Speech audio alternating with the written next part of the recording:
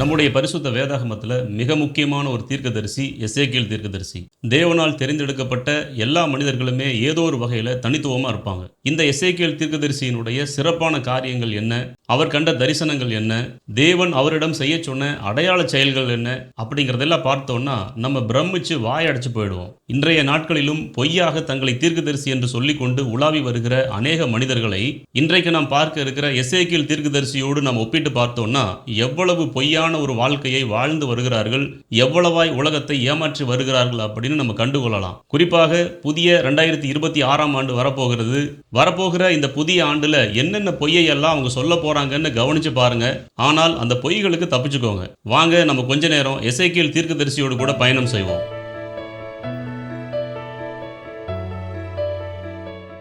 பரிசுத்த வேதாகமத்தில் நம்ம பார்க்கிற இந்த எசேக்கியேல் தீர்க்கதரிசி ஒரு ஆசாரிய குடும்பத்தில் பிறந்தவர். ஆனால் அவர் நாடு கடத்தப்பட்டதால் தேவாலயத்தில் ஊழியம் செய்ய முடியவில்லை. ஆனால் அந்நிய தேசத்தில் தேவனுடைய கட்டளைகளுக்கு கீழ்ப்படிந்து ஊழியம் செய்தவர். ஆசாரியனாக பிறந்து ஆசாரிய ஊழியம் செய்ய விட்டாலும் கூட தேவன் இவரை ஒரு தீர்க்கதரிசியாக அழைத்தார். தீர்க்கதரிசன ஊழியத்தை நாடு கடத்தப்பட்டவர்கள் நடுவிலே அந்நிய தேசத்திலே செய்தார். எசேக்கியேல் தீர்க்கதரிசியும் எரேமியா தீர்க்கதரிசியும் கிட்டத்தட்ட சமகாலத்தவர்கள். எரேமியா தீர்க்கதரிசி எருசலேமில் இருந்து ஊழியம் செய்த போதும் இந்த எசேக்கியேல் தீர்க்கதரிசி நாடு கடத்தப்பட்டவர்கள் நடுவில் பாபிலோன் தேசத்திலிருந்து ஊழியம் செய்தார். தேவன் அவருக்கு கொடுத்த தரிசனங்கள்ல இரண்டு விஷயங்கள் முக்கியமானவை. ஒன்று, உயிரற்ற எலும்பு கூட்டத்தின் மேல் அவர் உரைத்த தீர்க்க தரிசனம். இரண்டாவது, புதிய தேவாலயத்தின் தரிசனம். எலும்பு கூட்டத்தின் மேல் அவர் வார்த்தைகளை உரைத்த பொழுது அது உயிர் பெற்ற ஒரு இராணுவமாக எழுந்து நின்றது. எதிர்காலத்தில் கட்டப்படவிருக்கும் தேவாலயத்தினுடைய தரிசனமானது இனிமேல் அது அப்படியே நிகழப்போகிறது. இந்த எசேக்கியேல் தீர்க்கதரிசி அரைகுறையாக அல்ல, முழுமையாக தேவ ஆவியானவராலே நடத்தப்பட்டவர். எசேக்கியேல் 3ஆம் அதிகாரம் 12-14 வசனங்களை வாசித்து பாருங்கள். எசேக்கியேல் 8ஆம் அதிகாரம் 3ஆம் வசனத்தை வாசித்து பாருங்கள்.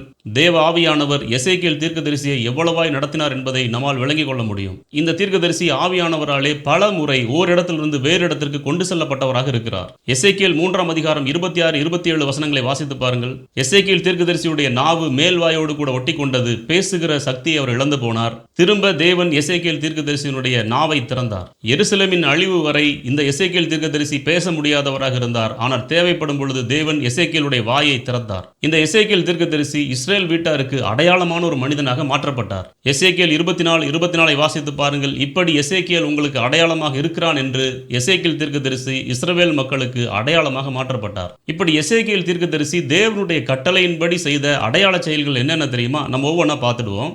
ஒன்று, முற்றுகையின் அடையாளம். எசேக்கியேல் ஒரு செங்கல் மேலே எருசலேம் நகரத்தை வரைந்து அதை சுற்றிலும் முற்றுகை போடும்படியான செயல்களை செய்கிறார். அதன் பின்பு ஒரு இரும்பு சட்டியை அந்த செங்கலுக்கும், அதாவது எருசலேம் நகரத்துக்கும் தனக்கும் நடுவாக ஒரு காவலாக வைக்கிறார். அதனுடைய அர்த்தம் என்ன தெரியுமா?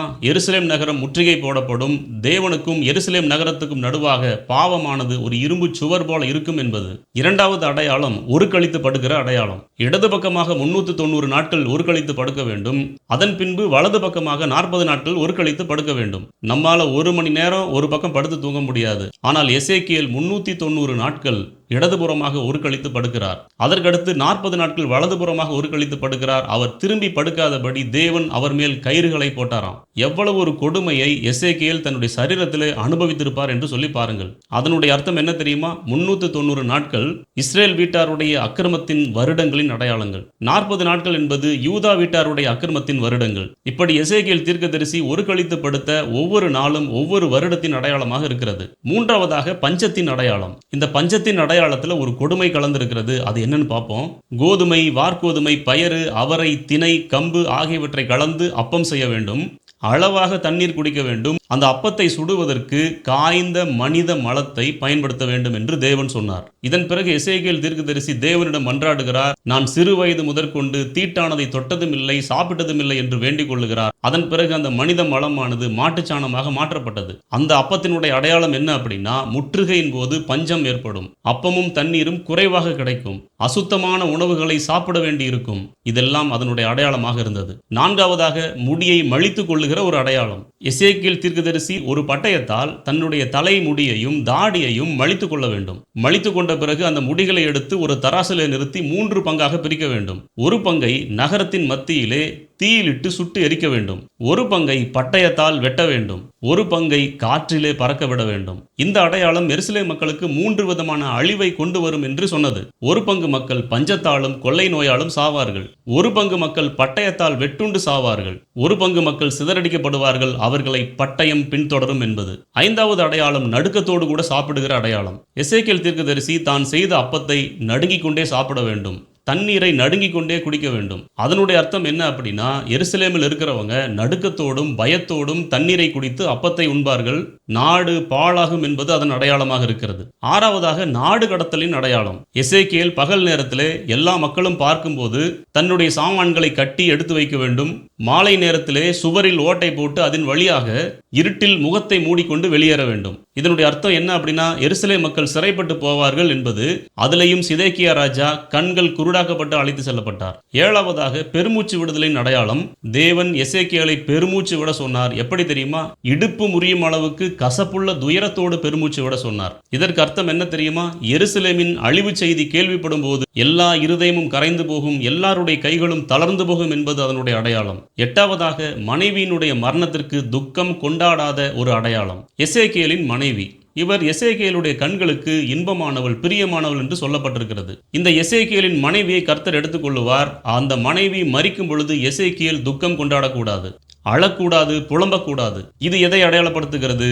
இஸ்ரேல் மக்களுக்கு எப்பொழுதுமே அவருடைய கண்களுக்கு இன்பமானது எருசலேம் தேவாலயம். அந்த தேவாலயம் அழிக்கப்படும். அப்பொழுது எருசலேம் மக்களுடைய துக்கம் அளவிடப்பட முடியாத அளவுக்கு இருக்கும். ஆனாலும் துக்கப்பட முடியாது, ஆனாலும் கண்ணீர் விட முடியாது. அப்படிப்பட்ட ஒரு சூழலுக்குள்ளே தள்ளப்படுவார்கள் என்பது. இப்படியெல்லாம் எசேக்கியேல் தீர்க்கதரிசி எருசலேம் மக்களுக்கு அடையாளமான ஒரு மனிதனாக மாறி போனார். இந்த எசேக்கியேல் தீர்க்கதரிசி மூலமாக தேவன் எருசலேம் மக்களுக்கு மாத்திரமல்ல, நமக்கும் ஒரு மிகப்பெரிய சத்தியத்தை கற்பித்தார். அது என்ன அப்படின்னா, எசேக்கியேல் 18:20 அது சொல்லப்பட்டிருக்கிறது. பாவம் செய்கிற ஆத்துமாவே சாகும், குமாரன் தகப்பனுடைய அக்கிரமத்தை சுமப்பதும் இல்லை, தகப்பன் குமாரனுடைய அக்கிரமத்தை சுமப்பதும் இல்லை.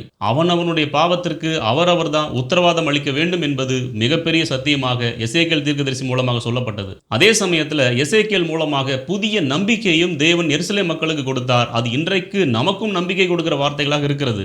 எசேக்கியேல் 36 அதிகாரம் 26, 27 வசனங்களை பாருங்க. புதிய இருதயத்தை உங்களுக்கு தந்து புதிய ஆவியை உங்கள் உள்ளத்திலே அருளி, கடைசியாக சொல்லுகிறார், என் ஆவியை உங்கள் உள்ளத்திலே வைப்பேன். எசேக்கியேல் 37:14 சொல்லுகிறது, என் ஆவியை உங்களுக்குள் வைப்பேன், அப்பொழுது பிழைப்பீர்கள். இப்படி கடைசியாக எசேக்கியேல் தீர்க்கதரிசி மூலமாக ஆவியானவர் நமக்குள்ளே வரும்பொழுது ஒரு புதிய வாழ்வை பெறுகிறோம் என்கிற சத்தியம் சொல்லப்பட்டது. ஆண்டவராகிய இயேசு கிறிஸ்துவும் தம்முடைய வாழ்வை இந்த பூமியிலே முடித்த பொழுது வாக்குத்தத்தம் பண்ணப்பட்டதை பெறும் வரைக்கும் நீங்கள் எருசலேமிலே காத்திருங்கள் என்று சொன்னார். பரிசுத்த ஆவியானவர் இறங்கி வந்தார். ஒரு புதிய வாழ்க்கை சீஷர்களுக்கு உண்டானது. ஒரு புதிய ஆதி திருச்சபை இந்த உலகத்தில் ஏற்படுத்தப்பட்டது. அந்த சபையிலே செயல்பட்ட ஆவியானவர் தான் இன்றைக்கு நமக்குள்ளும் இருந்து செயல்படுகிறவராக இருக்கிறார். சத்தியத்தை நமக்கு போதிக்கிறவராக இருக்கிறார். இந்த ஒரு எசேக்கியேல் தீர்க்கதரிசியை கவனிச்சு பார்த்தோமே, எந்த அளவுக்கு தேவனுடைய வார்த்தைக்கு கீழ்ப்படிந்து தன்னுடைய ஆவி ஆன்ம சரீரத்தை அடக்கி ஒடுக்கி கீழ்ப்படுத்தி தேவனுக்கு ஊழியம் செய்தார், மக்களுக்கு முன்பு உண்மையான செயல்களை செய்தார் என்று பார்த்தோம்னா, இன்றைய தீர்க்கதரிசிகள் செய்கிற காரியங்களை பாருங்க, அந்த வித்தியாசம் உங்களுக்கு நல்லா புரியும். இப்படி எசேக்கியேல் தீர்க்கதரிசி அவருடைய சொந்த நாட்டில் சுகபோகமாய் வாழ்வதற்கு பதிலாக, தேவாலயத்தில் ஆசாரிய ஊழியம் செய்வதற்கு பதிலாக நாடு கடத்தப்பட்டார். நாடு கடத்தப்பட்ட இடத்துல பாபிலோன்ல தேவனுடைய வார்த்தைக்கு கீழ்ப்படிந்து இவ்வளவு செயல்களை செய்திருக்கிறார் அப்படின்னு பார்க்கும்போது, இந்த வார்த்தைகள் நமக்கு கிடைத்திருக்கிறதே, நாம் எவ்வளவாய் தேவனுக்கு கீழ்ப்படிந்து நடக்க வேண்டும். எசேக்கியேல் தீர்க்கதரிசி சொன்னது போல ஆவியானவர் நம்முடைய இருதயத்தில் வரட்டும், புதிய வாழ்க்கையும் வழியும் நமக்கு உண்டாகட்டும். கர்த்தர் நமக்கு கொடுக்க போகிற இந்த புதிய வருடமானது தேவனுக்கு முன்பாக உண்மையோடும் உத்தமத்தோடும் கீழ்ப்படிதலோடும் நம்முடைய ஆவி ஆன்மா சரீரத்தை அடக்கி ஒடுக்கி கீழ்ப்படுத்தி தேவன் விரும்புகிறபடி வாழ்வதற்காக கொடுக்கப்பட்ட கிருபை நாட்கள் என்று எண்ணி நாம் வாழ நம்மை நாமே தேவனுடைய சமூகத்தில் அர்ப்பணிப்போம். நாம் உயிரோடு இருக்கும் நாளெல்லாம் கர்த்தர் நம்மை நடத்த போதுமானவராக இருக்கிறார். மீண்டும் நல்லதொரு செய்தியோடு கூட நாம் சந்திப்போம். தேவனுடைய நாமம் மகிமைப்படுவதாக. ஆமென்.